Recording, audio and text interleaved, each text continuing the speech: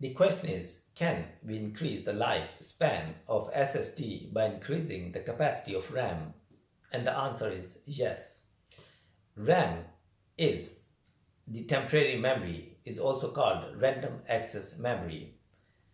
The data that is stored in the RAM is temporary. While the system is running, the data is intact there. The system shutdowns, data disappears. Whereas in SSD, we have the data storage that is permanent. So even if the system is shut down, the data is still intact there.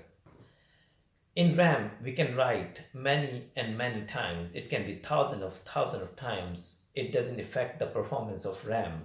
And RAM normally have the lifetime warranty. Whereas we don't have this kind of luxury in SSD. SSD has the limitations. It can be 100 times or it can be 100,000 times. But it has capacity. You can't go beyond that. So if we use SSD efficiently, it means we can increase the lifespan. That is normally 5 years, more or less. How we can do that? The problem arises when we have the shorter capacity of RAM in our system. CPU use RAM is the first device. It fetches data from the RAM, process it and put it back, and process it and put it back.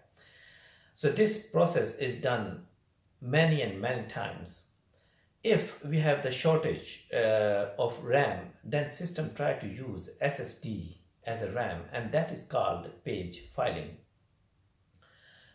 If we increase RAM, then system will not be doing page filing. So it means that without our intentions, data that is written on SSD can be avoided. I believe 16 gig of RAM for the home user that is used to run simultaneously many applications. This 16 gig is enough. But if you are going beyond like around 32, there is significant chance that system will not be using SSD as a RAM at all. By increasing the RAM, you will also feel that your system is running faster. It will be more efficient.